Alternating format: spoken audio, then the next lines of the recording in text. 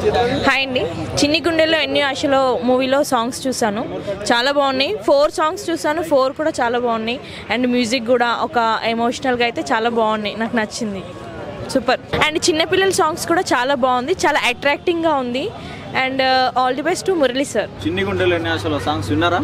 విన్నాను బ్రో. ఎలా ఉంది? చాలా బాగున్నాయి. నేను నిన్న చూశాను 4 సాంగ్స్, చాలా బాగున్నాయి. మురళి గారు పబ్ సాంగ్ ఎలా ఉంది? చాలా బాగుందండి. మురళి గారిది ఆ పబ్ సాంగ్ కానీ నాకు తెలిసి ఆ మూవీకి అదే సాంగ్ హైలైట్ అని నేను అనుకుంటాను. పబ్ సాంగ్ అంటే స్పెషల్ అట్రాక్షన్గా చిన్నపిల్లల సాంగ్ ఉందంట కదా, అది ఎలా ఉంది? చిన్నపిల్లల ఆ సాంగ్ కూడా బాగుంది, కానీ ఈ పబ్ సాంగే కొంచెం హైలైట్ అయ్యేలాగా ఉంది సినిమాకి. ఓకే, సినిమా కోసం వెయిట్ చేస్తాను. ఒకవేళ వస్తే డెఫినెట్గా ఫస్ట్ రోజు చూడకపోయినా తర్వాత అయినా కానీ చూస్తాను.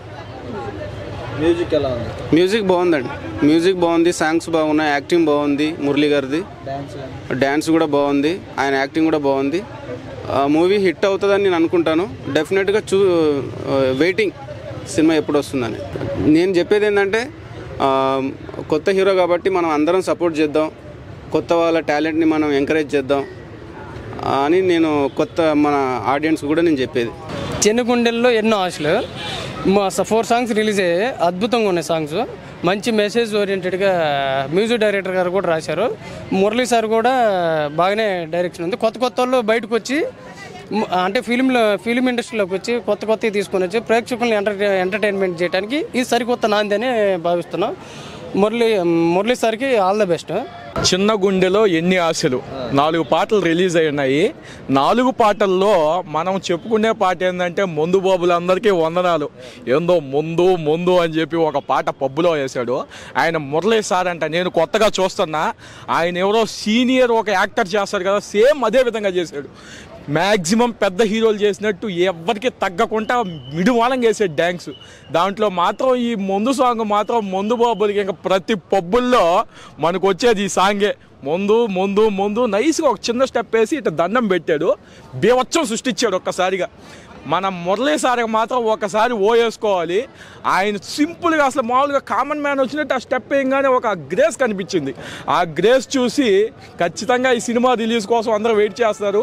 ఈ సినిమాలో కంటెంట్ కానీ విచిత్రంగా ఉండబోతుందంట.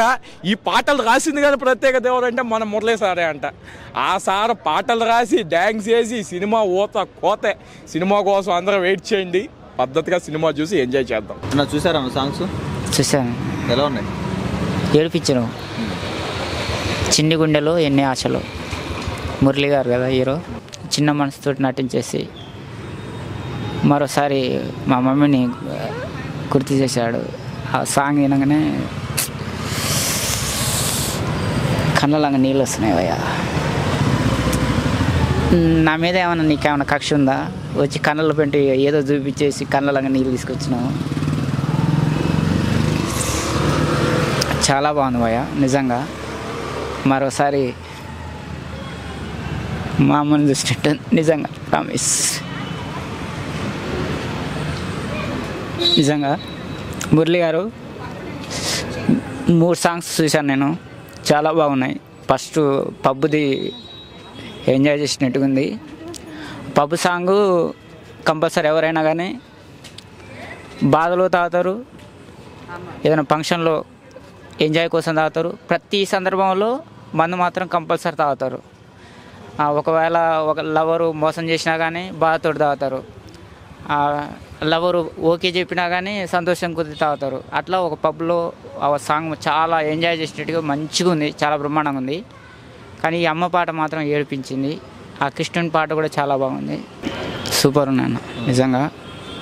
I love you sir. Me cinema తప్పకుండా హిట్ కావాలని, హిట్ అవుతుందని నాకు నమ్మకం ఉంది. ఎందుకంటే మీరు ఒక అమ్మ పాటతోటి మంచి సాంగ్ తీశారు. I love you sir. Okay, చాలా బ్రహ్మాండంగా ఉంది. ఆ అబ్బాయి ఏడుస్తుంటే నాకే ఏడుపు వస్తుంది, కంట్రోల్ చేసుకుంటున్నా.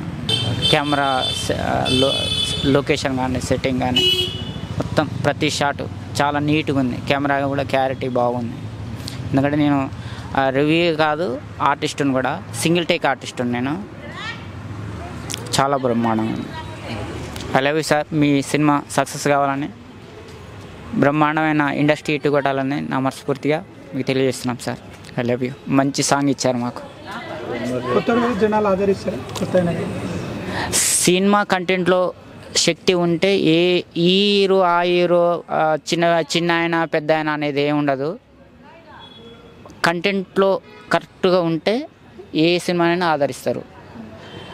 కంటెంట్లో దమ్ము లేదనుకో, ఎంత పెద్ద చిరంజీవి కానీ, బాలకృష్ణ కానీ, నాగార్జున కానీ అందరూ